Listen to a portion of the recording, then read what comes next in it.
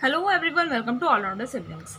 Last class में हमने ICSE board class 7 physics chapter number 6 that is sound start किया था। इसका फर्स्ट पार्ट ऑलरेडी अपलोड हो चुका है। आज हम करेंगे इसका सेकंड पार्ट, जिसमें हम ये चैप्टर कंटिन्यू करेंगे। फर्स्ट पार्ट में हमने साउंड कैसे प्रोड्यूस होती है, लिविंग ऑर्गेनिजम्स और नॉन लिविंग थिंग्स, सभी ऑर्गेनिजम्स, हर टाइप के ऑर्गेनिज्म और हर टाइप के ऑब्जेक्ट्स साउंड कैसे प्रोड्यूस करते हैं, वाइब्रेशंस पढ़ी थी, ठीक है, वेव्स के बारे में पढ़ा था। और क्या पढ़ा था हमने, कैरेक्टरिस्टिक्स ऑफ वेव्स, साउंड्स पढ़े थे, ठीक है, जिसमें एम्पलीट्यूड, फ्रीक्वेंसी, टाइम पीरियड, ये सभी पढ़े थे। फिर हमने वेव मोशन क्या होता है, ठीक है, दो टाइप की वेव्स होती हैं, mechanical, non mechanical waves. Mechanical वो होती है जिसमें एक मीडियम की ज़रूरत पड़ती है प्रोपगेशन के लिए, मूवमेंट के लिए, और नॉन मैकेनिकल होती है जिसमें प्रोपगेशन के लिए मीडियम की ज़रूरत नहीं होती है। और मैकेनिकल वेव्स के भी दो टाइप्स हमने लास्ट पढ़े थे, लॉन्गिट्यूडिनल एंड ट्रांसवर्स वेव्स। अब ये लॉन्गिट्यूडिनल और ट्रांसवर्स वेव्स क्या होती है, हमें इन्हीं को एक्सप्लेन करना है आज अच्छे से, और अच्छे से समझना है ये चीज़ें क्या होती हैं। सो वीडियो को जल्दी से लाइक कर दीजिए, शेयर कर दीजिए, ताकि ज़्यादा से ज़्यादा बच्चों को बेनिफिट इसका मिल सके। और ये भी ज़रूर हमें कमेंट करके बताइएगा कि आपको वीडियो हमारा कैसा लगा। चलिए स्टार्ट करते हैं। सबसे पहले अब हम मैकेनिकल वेव्स के दो टाइप्स होते हैं, लॉन्गिट्यूडिनल एंड ट्रांसवर्स। तो लॉन्गिट्यूडिनल वेव्स क्या होती हैं, हम ये पढ़ेंगे। It is a wave in which particles of medium position in the direction in which the wave travels. ये एक ऐसी वेव होती है, लॉन्गिट्यूडिनल वेव, ये एक ऐसी वेव होती है जिसमें मीडियम के जो पार्टिकल्स हैं, मीडियम के जो भी पार्टिकल्स हैं, जिस डायरेक्शन में वेव ट्रैवल करती है उसी डायरेक्शन में उस मीडियम के पार्टिकल्स भी ट्रैवल करते हैं। तो वो हो गई आपकी लॉन्गिट्यूडिनल वेव। अगर कोई वेव, उसके एक ऐसी वेव जिसके पार्टिकल्स जो हैं वो उसी डायरेक्शन में जा रहे हैं जिस डायरेक्शन में वेव ट्रैवल कर रही है, तो वो आपकी लॉन्गिट्यूडिनल वेव कहलाती है। Examples of longitudinal waves are sound waves, waves travelling along a spring when extended and compressed repeatedly. Examples क्या है लॉन्गिट्यूडिनल वेव्स के, साउंड वेव्स, और वो वेव्स जो एक स्प्रिंग को जब आप एक्सटेंड और कंप्रेस करते हो, एक्सटेंड कंप्रेस रिपीटेडली, जब आप बार बार एक्सटेंड कंप्रेस करते हो एक स्प्रिंग को, तो उस टाइम पर जो वेव्स ट्रैवल करती हैं वो आपकी लॉन्गिट्यूडिनल वेव्स होती हैं, क्योंकि उसी मीडियम में वो, उसी डायरेक्शन में उस मीडियम के पार्टिकल्स मूव करते हैं जिस डायरेक्शन में वेव ट्रैवल करती है। तो ये हो गए आपकी लॉन्गिट्यूडिनल वेव। अब हम देखते हैं ट्रांसवर्स वेव्स क्या होती हैं। क्या transverse waves, it is a wave in which the particles of medium oscillate about their mean position in a direction perpendicular to the direction of travel of the wave। अब transverse waves थोड़ा सा tricky है, बस ध्यान से पढ़ेंगे तो आप समझ में आ जाएगा। तो ट्रांसवर्स वेव एक ऐसी वेव होती है जिसमें मीडियम के जो पार्टिकल्स होते हैं वो अपनी मीन पोजीशन पर ऑस्किलेट करते हैं, ऑस्किलेट यानी टू एंड फ्रो मूवमेंट करते हैं, ठीक है, अपनी मीन पोजीशन पर, और उनकी जो डायरेक्शन होती है वो वेव जिस डायरेक्शन में ट्रैवल कर रही होती है उसके परपेंडिकुलर होती है। परपेंडिकुलर आपने मैथ्स में पढ़ा होगा, यानी कि अगर आपकी वेव ऐसे ट्रैवल कर रही है तो वो ऑस्किलेशन जो होगा आपका वो ऐसे होगा, उसके परपेंडिकुलर होगा। समझ में आया? तो ये होती हैं आपकी transverse waves. The examples are, इसके एग्जाम्पल्स क्या है, waves generated in a rope when its one end is tied and it is moved up and down.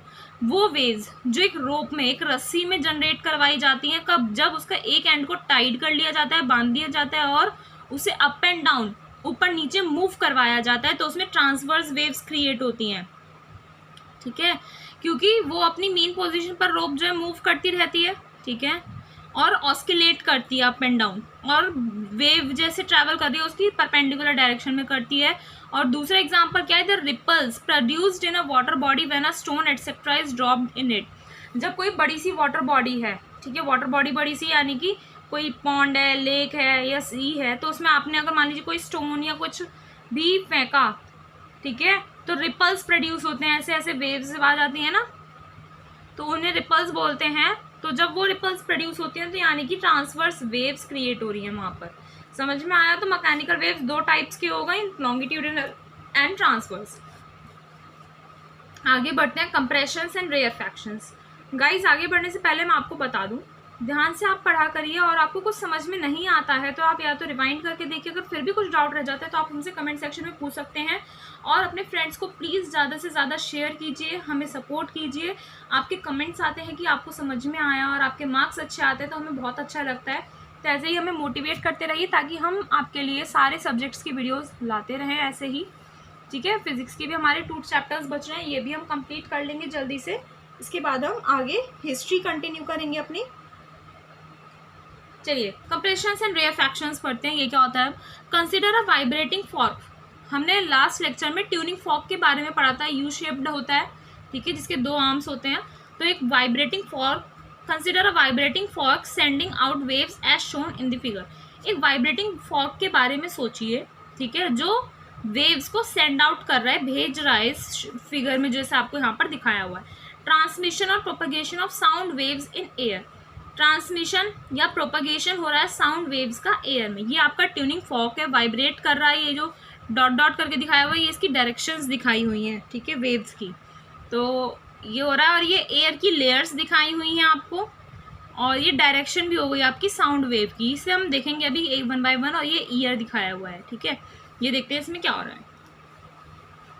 Let us first study the vibrations produced by prong Q. इसे prong भी बोलते, PRONG, prong, ठीक है। सबसे पहले हम जो prong Q ने जो वाइब्रेशंस प्रोड्यूस करी हैं उसके बारे में पढ़ लेते हैं। When it vibrates and moves towards right. जब वो वाइब्रेट कर रहा है ये फॉर्क और राइट की तरफ मूव कर रहा है। आप कहोगे मैम ये तो वाइब्रेट कर रहा है तो राइट की तरफ कैसे मूव कर रहा है? अरे बाबा, जब वाइब्रेट करेगा, ये वाइब्रेट कर रहा है तो वाइब्रेट में भी तो हल्का हल्का सा इधर उधर होता है ना, तो आगे जा रहा है। अगर राइट की साइड जा रहा है, राइट इधर हो गया आपका, तो राइट की साइड जा रहा है तो क्या होगा? It compresses the air particles adjoining it.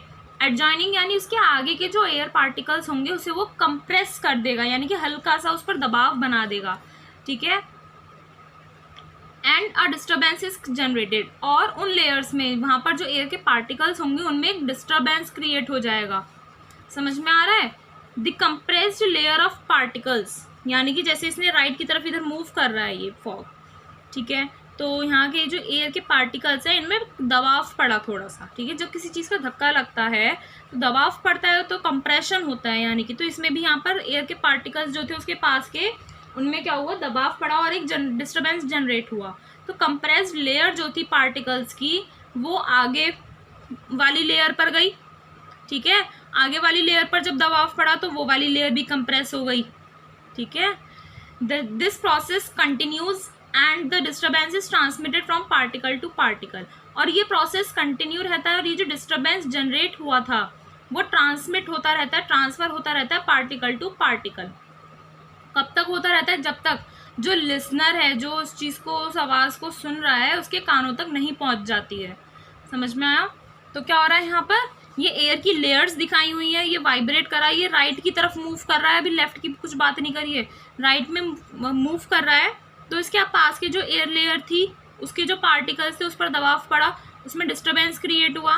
फिर इसके आगे वाली जो लेयर थी उन पर दबाव पड़ा, कंप्रेशन हुआ, फिर उस पर डिस्टर्बेंस क्रिएट हुआ, फिर आगे वाली लेयर में हुआ। तो ऐसे ये साउंड वेव चलती रही आपकी और ईयर तक, उसके जो लिसनर है उसके कानों तक पहुंच गई।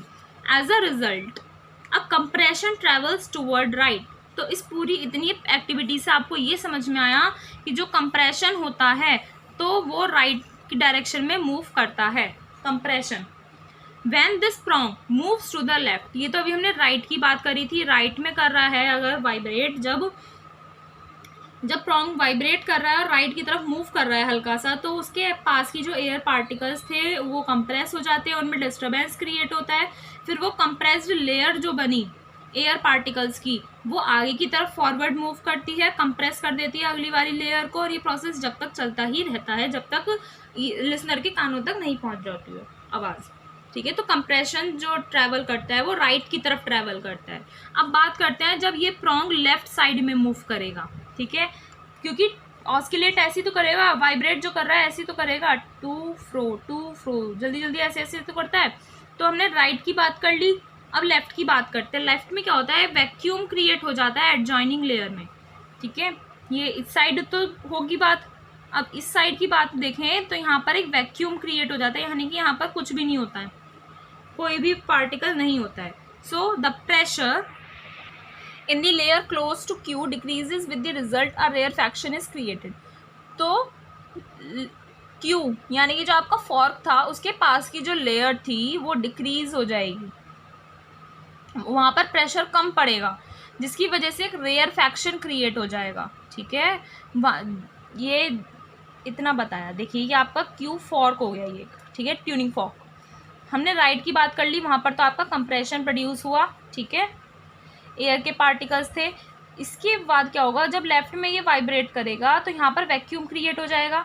तो वैक्यूम का जो प्रेशर है वो जब इसके पास वाली लेयर पर पड़ेगा तो एक रेयरफैक्शन क्रिएट होगा। Exactly in the same way, ऐसे ही तो rarefaction is also handed over from one particle of medium to another. ऐसे ही जैसे कंप्रेशन एयर की एक लेयर से दूसरी लेयर में ट्रांसफ़र होता था, ऐसे ही रेयरफैक्शन जो है वैक्यूम की एक लेयर से दूसरी लेयर में ट्रांसफ़र होगा, rarefaction. These compressions and rarefactions follow one after the other as the prong vibrates to and fro. तो पहले कंप्रेशन, रेयरफैक्शन ऐसे वन बाय वन होता रहता है, क्योंकि प्रॉन्ग जो है वो आपका टू एंड फ्रो ऐसे वाइब्रेट कर रहा है, इसलिए टू यानी इधर उधर, टू एंड फ्रो मीन्स होता है इधर उधर।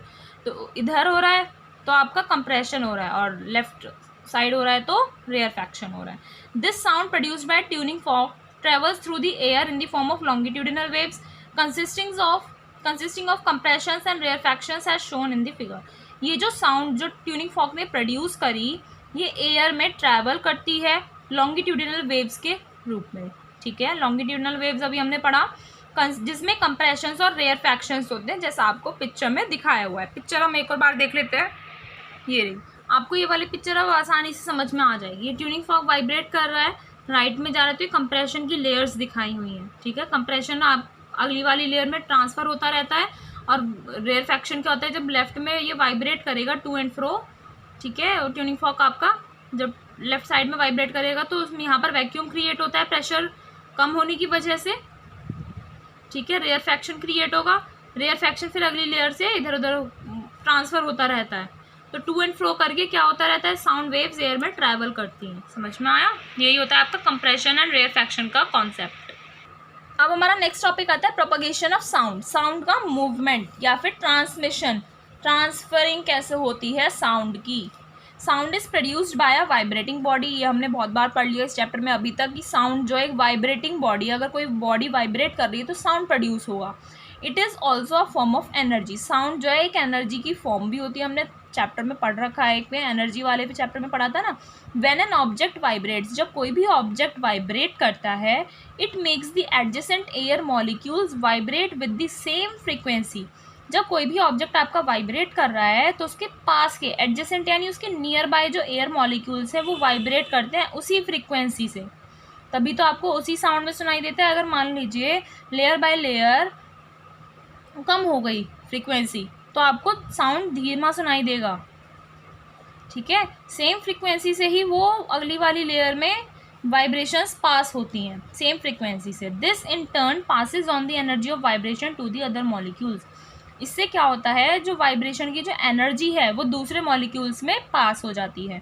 So sound travels in all directions, इसीलिए साउंड जो है वो सभी डायरेक्शंस में ट्रैवल करती है। Sound travels in the form of waves and each is characterized by its amplitude, time period and frequency. Sound जो है वो waves की फॉर्म में ट्रैवल करती है। ठीक है, waves लहर पता है ना, और उसके फीचर्स जो होते हैं उसे हम जो कैरेक्टराइज करते हैं हर वेव को, वो उसकी एम्पलीट्यूड, टाइम पीरियड और फ्रीक्वेंसी से क्या कर सकते हो, आप उसे कैरेक्टराइज कर सकते हो, पहचान सकते हो। ये प्रोपगेशन दिखाया हुआ है साउंड वेव का, डिस्प्लेसमेंट, एम्पलीट्यूड, वेवलेंथ, ये सब है।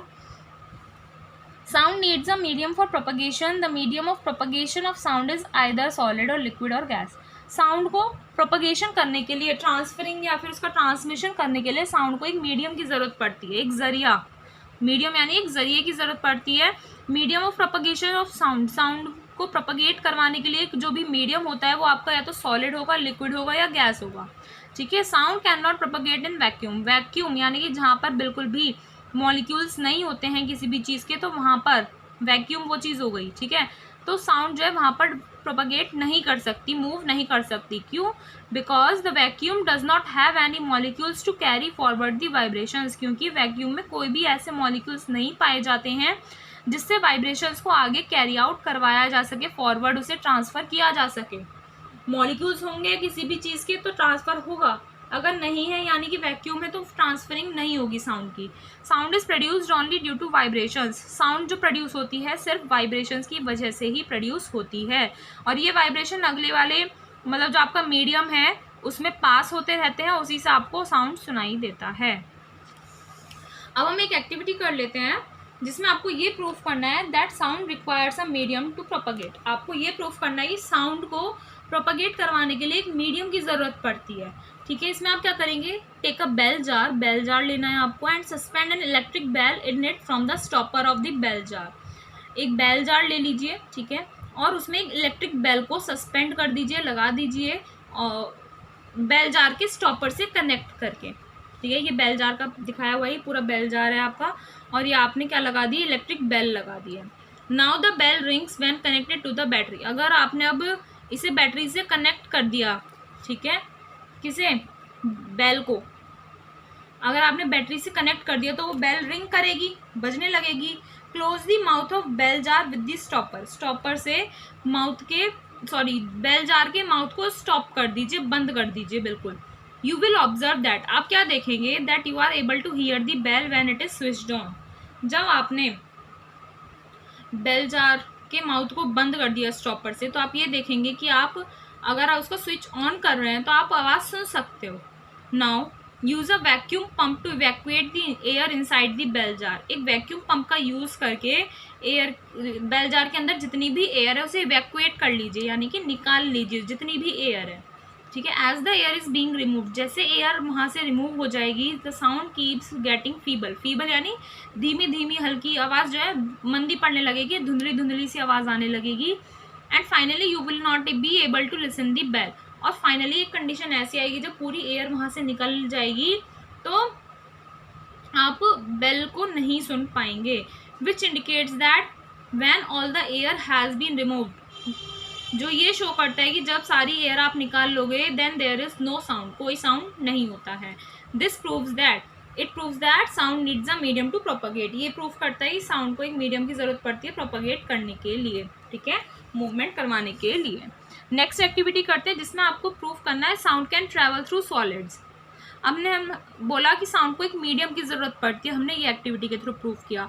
अब हम 3 एक्टिविटीज़ ऐसी पढ़ेंगे जिसमें एक में हम प्रूव करेंगे कि साउंड जो है वो सॉलिड्स में मूव कर सकती है, एक एक्टिविटी में हम लिक्विड्स के थ्रू प्रूफ करेंगे, और एक एक्टिविटी में हम गैस के थ्रू प्रूफ करेंगे। छोटी छोटी एक्टिविटीज़ हैं, ज़्यादा बड़ी नहीं है, इससे आपको कॉन्सेप्ट समझ में आएगा। ठीक है, तो sound can travel through solids, आपको ये प्रूफ करना है कि साउंड जो सॉलिड्स में भी ट्रैवल कर सकती हैं। प्रोसीजर में क्या करना है, place your one year on one side of a table. आप एक टेबल के एक साइड में अपना ईयर रखिए, ठीक है, जैसे इस लड़की ने रखा हुआ है। Ask your friend to knock gently on the other side of the table, और अपने फ्रेंड से बोलिए कि टेबल की दूसरी साइड पर आराम से जेंटली नॉक करे। You will be able to hear that sound, आप उस साउंड को आराम से सुन सकते हैं यहाँ पर। ठीक है, it indicates that sound can travel through solids, जो ये शो करता है कि साउंड जो है वो सॉलिड्स में ट्रैवल कर सकता है। सॉलिड का क्या हुआ आपका यहाँ पर, इसमें टेबल जिस पर उसने बच्चे ने नॉक किया था, तो इस लड़की को यहाँ पर साउंड सुनाई देगा। आप ट्राई कर सकते हैं घर पर भी। ठीक है, नेक्स्ट एक्टिविटी करते हैं। हमने ये तो प्रूफ कर लिया कि सॉलिड्स में साउंड ट्रैवल कर सकती है, अब हम ये प्रूफ करेंगे कि sound can travel through liquids में भी साउंड ट्रैवल कर सकती है। इसमें क्या करना है, place a squeaking toy in a polythene bag and dip it inside the water. Squeaking toy यानी कि जिसे आप स्क्वीज कर सकते हो, पिचका सकते हो। एक ऐसे स्क्वीकिंग टॉय को आप पॉलीथीन बैग में रखिए और उसे वाटर के अंदर डिप कर दीजिए। नाउ स्क्वीज द टॉय, अब टॉय को स्क्वीज कर दीजिए, बंद कर दीजिए, ठीक है, पिचका दीजिए। And you will observe that you are able to hear that sound, और जब आप उसे स्क्वीज करेंगे तो आपको एक आवाज़ सुनाई देगी। विच indicates that sound can travel through liquids, ये चीज़ भी ये प्रूफ करती है कि साउंड जो है वो लिक्विड्स के थ्रू ट्रैवल कर सकती है। जैसे बकेट में उसने एक स्क्वीकिंग टॉय रख दिया पॉलीथीन बैग के अंदर, जब उसने उसे स्क्वीज किया, ठीक है, तो एक साउंड प्रोड्यूस हुई जिसे वो सुन सकता था। तो ये शो करता है कि लिक्विड्स में भी साउंड ट्रैवल कर सकती है। अब एक और एक्टिविटी करेंगे जिसमें हम क्या करेंगे, ये प्रूफ करेंगे sound can travel through gas. Making a toy telephone, इसमें आपको एक टॉय टेलीफोन बनाना है। तो इसमें आपको क्या करना है, टेक 2 एम्प्टी आइसक्रीम कप्स, खाली आइसक्रीम वाले कप ले लीजिए, and connect them with a long thread, और एक लंबे से धागे से उसे क्या कर दीजिए, कनेक्ट कर दीजिए उन दोनों कप्स को। Now hold one of the cups at your year, अब एक कप को तो आप अपने कान पर लगाइए, ठीक है, और ask your friend to speak at the other end with the second cup on his mouth, और अपने फ्रेंड से बोलिए कि दूसरा वाला जो कप है, आपने एक कप तो अपने कान पे लगा लिया, और अपने फ्रेंड से बोलिए कि दूसरे वाले कप को अपने माउथ पर लगाकर वो उस कप में कुछ बोले। You can listen to your friend, आप अपने फ्रेंड को सुन सकते हो। Now remove the cup from your ear, और अब अपने कान से ईयर कप को रिमूव कीजिए। Then you will observe that you are not able to hear your friend now, और आप ये ऑब्जर्व करेंगे कि आप अपने फ्रेंड को अब नहीं सुन सकते, ठीक है। This also indicates that sound travels through solids, ये भी दिखाता है कि साउंड जो सॉलिड्स में भी ट्रैवल करती है, गैस में तो करती है, सॉलिड्स में भी ट्रैवल करती है। तो ये हमारी कुछ एक्टिविटीज़ हो गई। अब हम पढ़ते हैं नेक्स्ट टॉपिक आगे का, स्पीड ऑफ साउंड। सिंपल सा चैप्टर है, ज़्यादा कुछ ऐसा है नहीं, ठीक है, ध्यान से पढ़ते हैं। Speed of sound, speed of sound is measured as the distance covered और travelled by the sound per unit time, per unit time, ठीक है। एक यूनिट टाइम में किसी भी साउंड ने कितना डिस्टेंस कवर किया या कितनी डिस्टेंस ट्रैवल करी, उसी को हम बोलते हैं स्पीड ऑफ साउंड, ठीक है। It is expressed as, speed का फॉर्मूला सेम होता है, distance divided by time. Since the sound propagation occurs due to the vibration of the object and neighboring molecules, it is easier to propagate the sounds in solids and liquids. अब sound propagation जो होता है वो किस वजह से होता है, ऑब्जेक्ट के वाइब्रेशन की वजह से होता है, और जो उसके पास के मॉलिक्यूल्स वाइब्रेट करते हैं उनकी वजह से होता है साउंड प्रोपगेट। यानी कि साउंड जो ट्रैवल करता है, ऑब्जेक्ट जब वाइब्रेट करता है और जब उसके पास के मॉलिक्यूल्स जो होते हैं मीडियम के, वो वाइब्रेट करते हैं, तभी तो साउंड आगे ट्रैवल करता है। तो आप इजीली साउंड को आप प्रोपगेट करवा सकते हो सॉलिड्स में और लिक्विड्स में easily, because molecules are closely held in case of solids and slightly loose in the case of liquids, क्योंकि मॉलिक्यूल्स जो होते हैं सॉलिड्स के केस में बहुत क्लोजली पैक्ड होते हैं, और जबकि लिक्विड्स में हल्के से लूज होते हैं as compare to solids. But in case of gases आप आसानी से पास तो करवा सकते हो, प्रोपगेशन करवा सकते हो सॉलिड्स और लिक्विड्स में, लेकिन अगर हम गैसेस जैसे एयर की बात करें तो मॉलिक्यूल्स बहुत लूजली हेल्ड होते हैं, molecules are very loosely held, so speed of sound is greatest in solids and greater in liquids than in the air and gases. तो क्या बोल रहा है, साउंड की जो स्पीड होती है वो सबसे ज़्यादा होती है सॉलिड्स में, फिर ग्रेटर होती है लिक्विड्स में, मतलब साउंड सबसे ज़्यादा होती है सॉलिड्स में, उससे कम होती है लिक्विड्स में, और सबसे कम होती है आपकी एयर और गैसेस में। In fact speed of sound in air at 20 degree Celsius, 20 degree Celsius के टेम्परेचर पर अगर आप देखें तो साउंड की स्पीड 340 मीटर्स पर सेकेंड होती है, ठीक है। In liquids the speed is 1500 metre per second, liquids में 1500 मीटर पर सेकेंड होती है, और सॉलिड्स जैसे स्टील हो गया आपका, तो उसमें स्पीड ऑफ साउंड क्या होती है, 5000 मीटर पर सेकेंड होती है।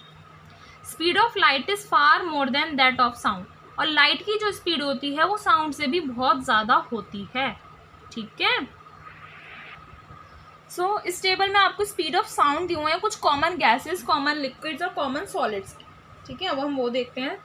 ये मीडियम दिया हुआ है आपको एयर, एयर में स्पीड होती है आपकी 340 metre per second, carbon dioxide 258, hydrogen 1270 metre per second, water sound की स्पीड है ये सभी, वाटर में 1493 मीटर पर सेकेंड, सी वाटर में 1533 मीटर पर सेकेंड, ग्लिसरॉल में 1904 मीटर पर सेकेंड।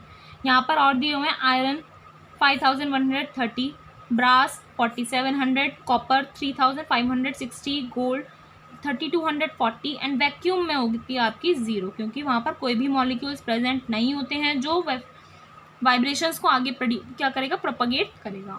आगे नेक्स्ट टॉपिक करते हैं रिफ्लेक्शन ऑफ साउंड, साउंड का रिफ्लेक्शन। सो गाइज आज का लेक्चर हम यहीं पर वाइंड अप करते हैं। नेक्स्ट लेक्चर में हम स्टार्ट करेंगे अपना अगला टॉपिक रिफ्लेक्शन ऑफ साउंड, और यहाँ से हम अगला चैप्टर आगे का कंटिन्यू करेंगे, ठीक है। जब तक के लिए आप सारी वीडियोस देखिए, लाइक कीजिए, शेयर कीजिए अपने फ्रेंड्स क्लासमेट्स के साथ, और चैनल को सब्सक्राइब करना ना भूलें। साथ ही बेल आइकन ज़रूर प्रेस कीजिएगा, जिससे आपको नोटिफिकेशन मिल जाएगी जैसे ही हम वीडियो अपलोड करेंगे। ठीक है, मिलते हैं नेक्स्ट वीडियो में नेक्स्ट लेक्चर के साथ। और आपको पता है बायोलॉजी ऑलरेडी कंप्लीट हो चुकी है, केमिस्ट्री भी हो चुकी है कंप्लीट, एक्सरसाइज सभी के हो गए हैं और क्वेश्चन आंसर्स भी कंप्लीट हो गए हैं। मिलते हैं नेक्स्ट वीडियो में नेक्स्ट लेक्चर के साथ। Thank you.